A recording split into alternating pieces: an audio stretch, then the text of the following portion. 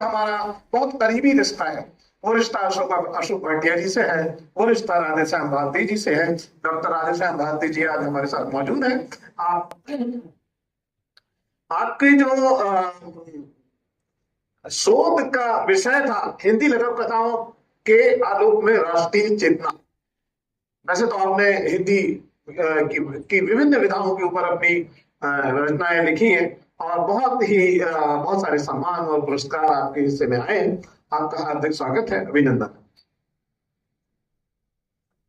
बहुत बहुत धन्यवाद सर। और आदरणीय मंच को नमन करता हूँ और सीधे मैं अपने विषय पर आता हूँ। मेरा विषय है शिक्षा और साहित्य का अंतर संबंध। शिक्षा से मनुष्य के व्यक्तित्व में उत्तरोत्तर विकास होता है। यह विकास साहित्य के बिना अधूरा सा जान पड़ता है। शिक्षा से विचारों का आविर्भाव होता है। उन्हीं विचारों से भावों की फसलें उगती हैं। वही विचार और भाव मिलकर के साहित्य सृजन में सहायक सिद्ध होते हैं। उन्हीं से साहित्य की विधाएं विकसित होती है। साहित्य के इतिहास पर यदि दृष्टि डालें तो भारतेंद्र युग से पहले हम पद्य ही पढ़ते आए हैं अधिकतर, लेकिन उसके बाद हमारे सामने कविता, नाटक, उपन्यास, कहानी, निबंध, आत्मकथा, जीवनी और लघु कथा आदि विधाएं विकसित होती चली गई। और यहाँ केवल विधाओं का विस्तार नहीं हुआ, बल्कि शिक्षा का भी विस्तार हुआ। शिक्षा में विधा संबंधी नए नए अध्याय जुड़ते चले गए। सूरदास द्वारा श्री कृष्ण के बाल रूप का इतना मार्मिक और मनोहर चित्रण हुआ कि उसमें वात्सल्य रस एक नया रस बनकर के उसमें जुड़ गया। उसके बाद विधाओं के तत्व पर मंथन होने लगा, उनके इतिहास लिखे जाने लगे, उन पर शोध कार्य किए जाने लगे। शिक्षा के अंतर्गत जो विषय पढ़ाए जाते हैं उनमें मनोविज्ञान, दर्शन शास्त्र, भूगोल, समाज शास्त्र आदि अपनी विशेष भूमिका अदा करते हैं। उनके ज्ञान के बिना प्रभावशाली साहित्य सृजन हो ही नहीं सकता है, क्योंकि समाज शास्त्र को पढ़े बिना समाज के ताने बाने को समझ पाना मुश्किल है। वैसे भी हमारा समाज विविधताओं में बड़ा हुआ है, अमीर गरीब, ऊंच नीच है, और सारी समस्याएं, सारे झगड़े इसी की वजह से है। वह प्रभावशाली साहित्य नहीं बन पाएगा। वह तो केवल कोरी कल्पना बनकर के ही रह जाएगा, और कोरी कल्पनाएं अक्सर कविताओं में चलती है, पद्य गद्य में नहीं।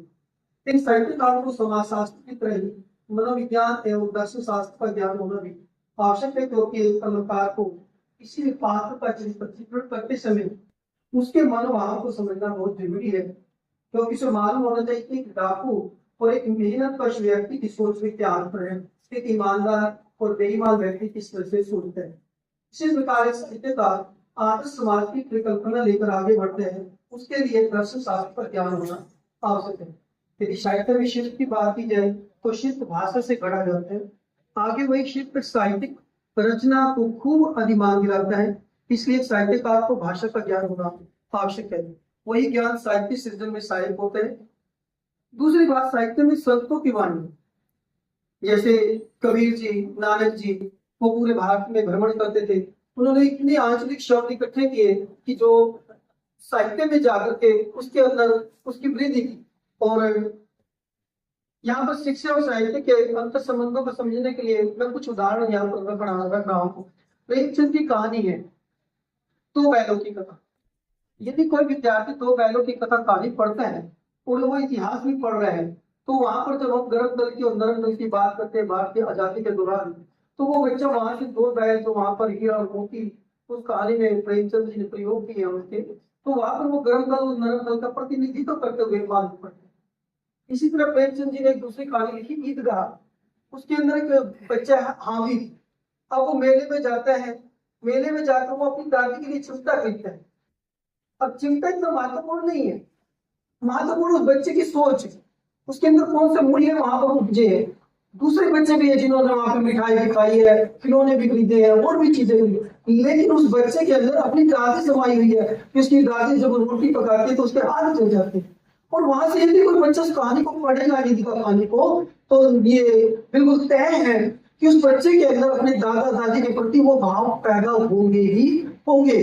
इतना ज्ञान जो है शिक्षक अपनी कहानी के माध्यम से नहीं बता सकता, जितना कि उस सॉरी मतलब टीचर जो है यदि मतलब परिवार के रिश्तों के बारे में बात करता है पढ़ाते हुए, वो इतना नहीं बता सकता जितना उस कहानी के माध्यम से बताएगा। एक छोटा बच्चा जब वो हामिद की कहानी सुनेगा कि मैंने ये जूता क्यों खरीदा, और वो बताएगा कि मेरी दादी के हाथ से चाहते थे, मैं देख नहीं सकता था। तो हर बच्चा ये चाहेगा कि मैं भी अपने दादा दादी के लिए कुछ ऐसा करूं कि उनको भी मुझ पर गर्व हो।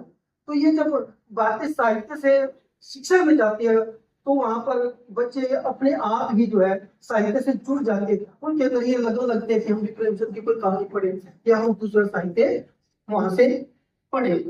दूसरी बात, साहित्य क्यों जरूरी है जो हम बात करते हैं, जैसे डॉक्टर है बच्चे को दवा देता है, दवाई देता है, तो उसके साथ साथ ये भी कहता है कि इसके साथ कोई मीठी सी चीज दे दो ताकि बच्चा जो है इस दवाई का जो असर है उसको भूल जाए।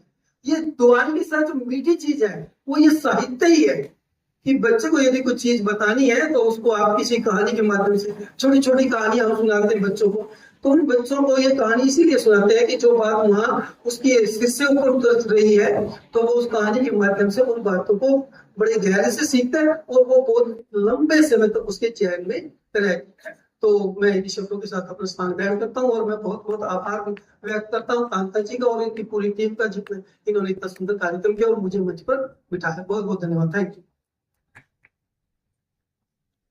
बहुत बहुत धन्यवाद। सुबह से